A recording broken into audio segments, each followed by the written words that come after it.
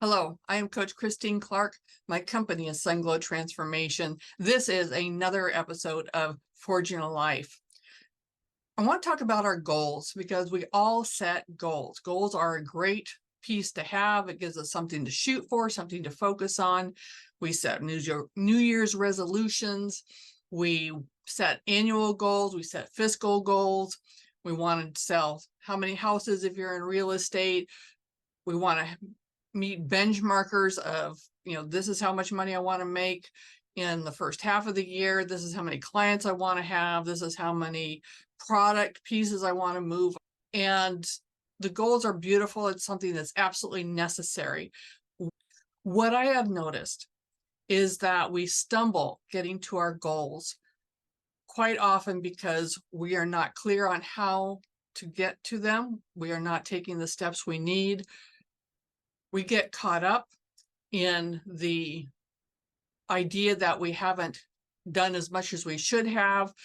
Let's say you have an annual goal, you're through the first quarter, you're not even a quarter of a way towards that goal, and then we start to freak out. A lot of energy gets put on what we believe we should be doing, and we set goals without really taking a look at the reality of our business, of our life, where we're starting and what we're heading towards. And there's some just real basic stumbling blocks to achieving goals. And I want to walk through some of these with you today.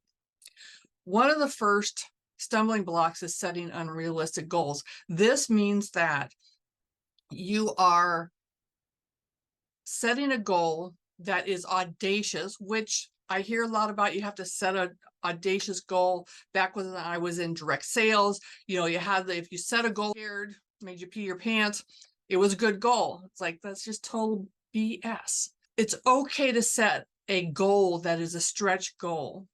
But if the goal is set so far ahead of where you are at now, without taking a really clear look on where you are at, what are you doing now? What is your activity level?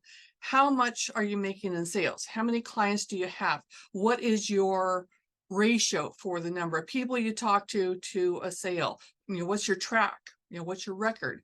And to set a goal that's here and move yourself up, great, it gives you a stretch. But if your goal is up here and your actually beginning level is down here, like you don't even have the consistency of reaching out, connecting with people, producing your product, marketing your product.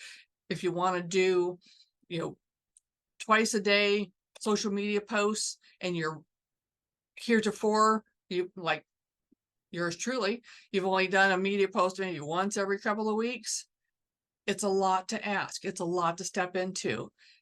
And when we set goals that are so far out of our range, we actually bring our mentally emotional self into the dungeon. We get so stressed because we're not making the progress because it seems so far away. And if it's a really huge goal, quite often you can overwhelm yourself. When the goal is huge and it's big and it's out there, if you're focusing on it to the point where you are judging what you're doing and not getting there, then it becomes a block. It becomes a burden. It becomes a mentally emotional problem to achieving the goal.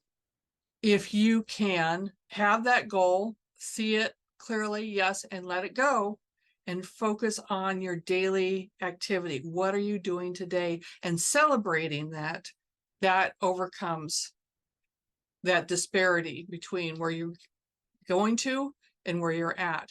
But if the goal is too big, if it's totally unrealistic, you are setting yourself up to fail. You are setting yourself up to magnify my I'm not enoughness, which we all freaking do on a daily basis. And it becomes demoralizing. So first thing is to set a goal that is a stretch.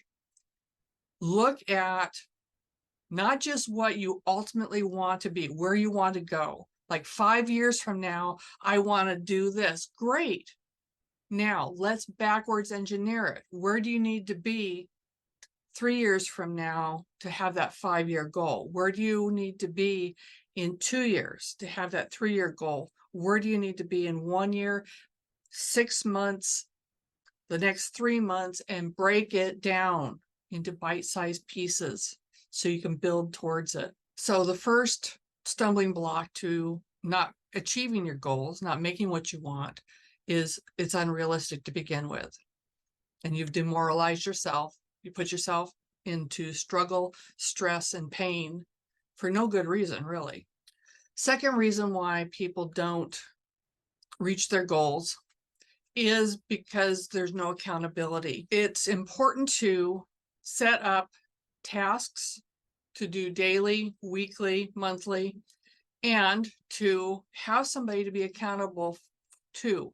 The beautiful, magnificent, wonderful thing about entrepreneurship, self-employment, is that there is no structure. There's no boundaries. When you go to work for somebody else, you have to show up at this time. You have to do these tasks. You go to lunch at this time. You have so much time for lunch, and then you're back on it. You know, if you work in an industrial setting, there's probably a really loud horn that lets you know, time to take a break, time to go to lunch, time to get back to work. And when you're entrepreneurship, when you are doing it on your own, it's like nobody's there to double check you. Nobody's there to make sure that you're doing what you said you were going to do. And we are really good about letting ourselves off the hook. It's very difficult to manage all of life without that going to work structure for somebody else. When you're answering to somebody else, we will do what we need to do. When we're answering only to ourselves, it gets mushy. It gets really squishy, foggy, not clear, because there are all the other pieces of self-care, grocery shopping, making the meals, getting the kids where they need to go, caring for the pets, doing the laundry, and you're in the same space if you're working from home, like most of us are doing, a lot of us are doing, managing where to do those life tasks over where to do the work tasks. And then even in the work, what am I doing? It's so much easier to create a fun graphic or to tweak your website or, you know, even to social media posts than it is to reach out and call 7 people to see about getting in front of them to present or talk about your product, about reaching out to other companies that are in like industry of yours, so that you can maybe partner and do an event to bring people in to see what you do. Those tasks are essential to business growth, and they are the scarier ones because it requires us to personally connect. And that's terrifying. Without accountability, we will let this stuff slide. We'll get in our own head. We will lack being able to prioritize tasks. So accountability is huge. You want to be able to say, this is my intention. This is what I plan to do. And have somebody to say, hey, have you done what you're going to do? If you are in a household with young children, children are great accountability partners. You tell children that you're supposed to do or intend to do, I'm going to make phone calls. I'm going to spend so many hours working on a product, whatever it is. And then if I've done that and the kids have not interrupted me while I've done that, then they get a reward. They get a nickel, they get a quarter. Kids are on it. They are right there with you, and they're going to check on you, and they're going to get their reward. Whew. Kids are fantastic accountability partners. Having a coach, that's part of what coaching is being an accountability partner, helping you to get clear on your steps, set intentions for your steps, and then check, are you doing your steps? Or you check in with the coach to say, yes, I've done my steps. A friend, your spouse, partner, anybody else in the industry that you're in that you've built a connection with, have some accountability. Even if it's just saying, I'm going to tell you when I did that, and you have permission to check on me if you haven't heard by Tuesday that I've done my thing. Call me, text me, ask me, what have I done? That accountability, having somebody else watching, is a huge catalyst to staying in motion. So setting a goal, and having accountability is important. The next piece of why we don't attain the goals that we want is we are not tracking. We are not tracking our activity. Tracking activity is huge. And as I've worked with people, what is fun about tracking, because I have found very, very few people that really want to track. They don't want to make little tally marks or make their list and do checkoffs or give themselves a gold star for doing whatever it is that they wanted to do. But when they do that, two very wonderful things happen. First, they see their activity and they go, hey, I did it. It's not come to the end of the day and someone says, so what did you do today? It's like, I don't remember what I did today. And this happened, you are busy and somebody asks you what you did. And it's like, what did I do today? Oh yeah. And I spent time, doing bookkeeping, and I spent time managing my mother's affairs, and I spent time with the dog. And oh, well, I don't feel like I've done anything, but I've done everything. The other part is, yeah, I made the phone calls I meant to make. I put together the letter so I can send it out. I put the mailing in the mail. I have followed up with email with these people. I've made several connections on LinkedIn. You track it, and then you can see it, and then you can celebrate it. So tracking is a beautiful way to really acknowledge the work you have done. And the beautiful part about this is that your internal being, your internal child, your subconscious loves to be recognized, loves to be given kudos and a pat on the back. And when you can appreciate and celebrate what you have done, even those little tiny steps, you are engaging that subconscious. That subconscious says, let's do more of this because this is fun. We get a win. This is awesome. And when you're feeding that positive to the child inside, you generate more energy and more focus to get where you want to go. The other part about tracking is that it gives you that foundation to be able to say, if I'm not getting the results I want, let's take a look. What have I done? How many outreaches did I do? How many emails did I send? How many LinkedIn conversations have I had? And how many hours did I spend, completing this knife? How many hours have I spent with my craft, making the jewelry? Where am I spending the time? You have markers to say, okay, this is what I did do. Where am I kind of letting the ball drop? How can I change? Is it possible to add in more time to spend on the business?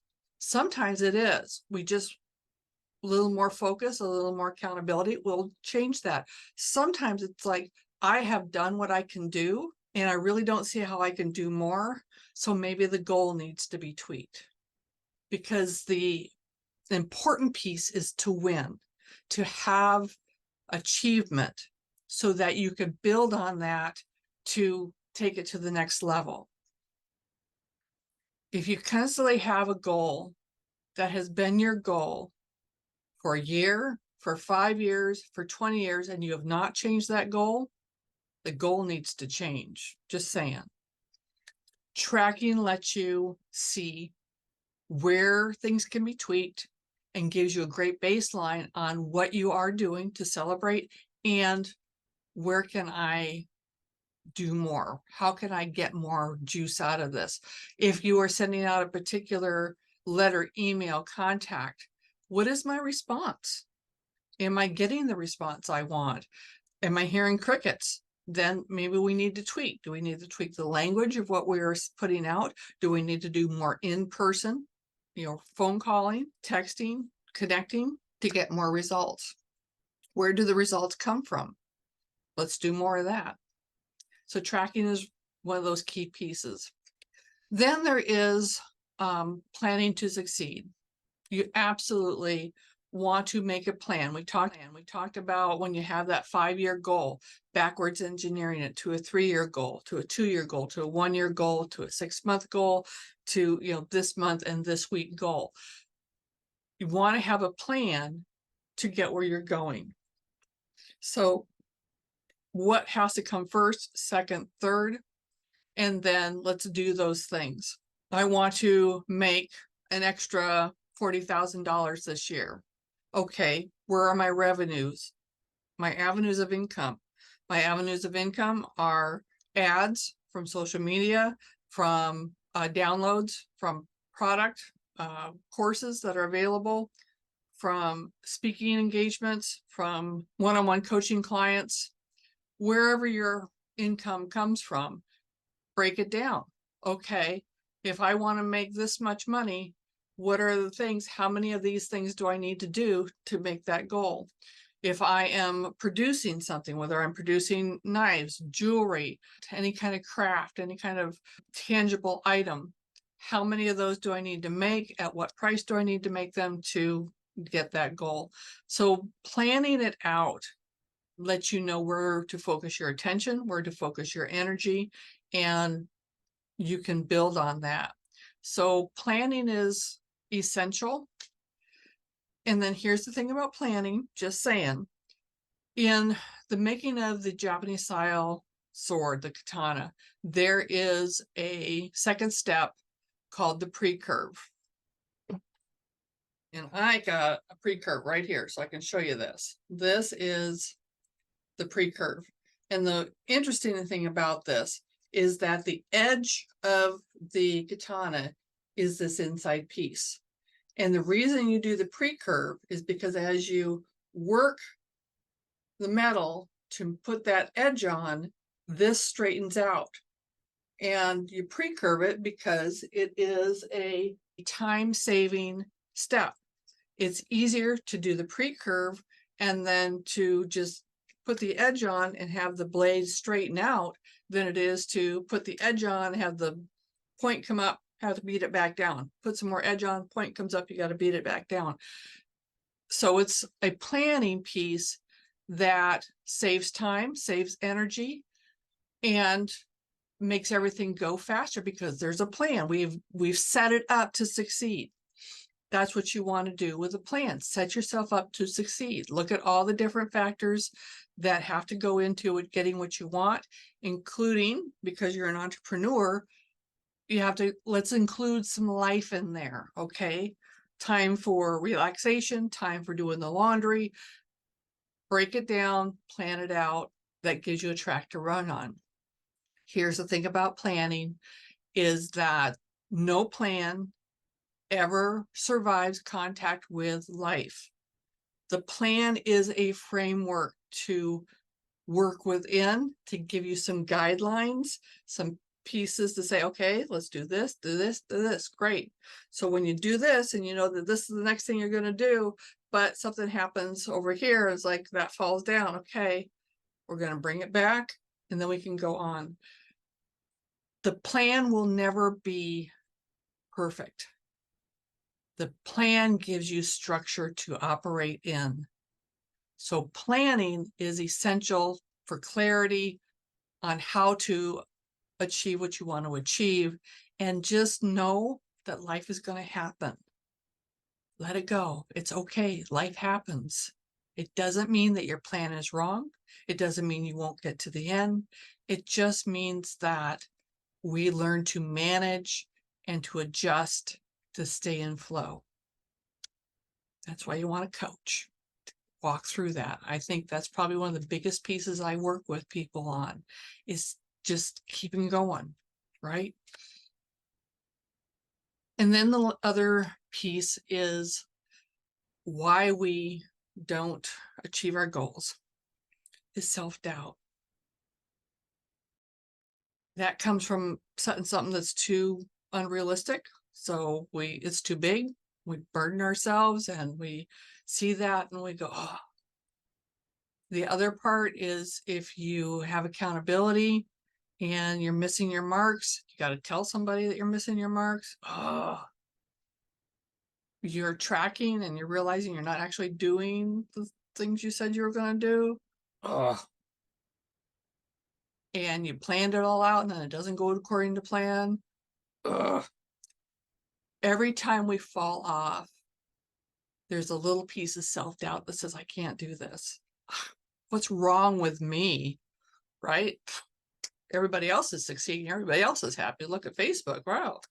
What's wrong with me? That self-doubt is like, I can't do this. Or what if I don't do this? What if? That self-doubt piece, I think, is the biggest block to achieving goals. It's that mental emotional piece that just expands so much and weighs us down because we start feeling like we are not capable. We start believing that inner critic telling us that we're dumb, they're stupid, we can't. And we start believing that negative dialogue, and we doubt. We doubt our abilities. We doubt our ability to manage. Doubt is huge, and it will slow us down.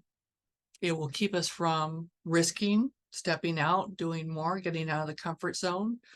Doubt brings us right back into the comfort zone and holds us here. And we all know that everything you want and desire is out there. It's not in the comfort zone. So doubt is one of those big things. The key to breaking through from self-doubt is multiple things. First, it's having positive daily affirmations, a go-to routine when things do not go right to help yourself reset, whether it's taking time to go out in nature, just some deep breathing for 5 minutes. Maybe there's some music you want to listen to, something that allows you to let it go and reconnect with who I am. Because the truth is, you are amazing. You are brilliant, talented, skills. You have the tenacity and the resilience to do anything. If you have the idea in your head that this is what I want to achieve, you can achieve it. And we just get lost when we get beat up by life. A good piece for self-doubt is talking back to that negative head talk. When that inner critic starts blabbing, tell it to shut the fuck up. I mean, really, talk back to that inner critic. You don't know what you're talking about. I happen to be amazing. Go away. And as silly as it seems, simply countering that voice rather than just listening to it and buying into it. If you say, wait, stop, no, go away. It works. It really works. So you have to have awareness that it's happening and then make a step to do something to support yourself.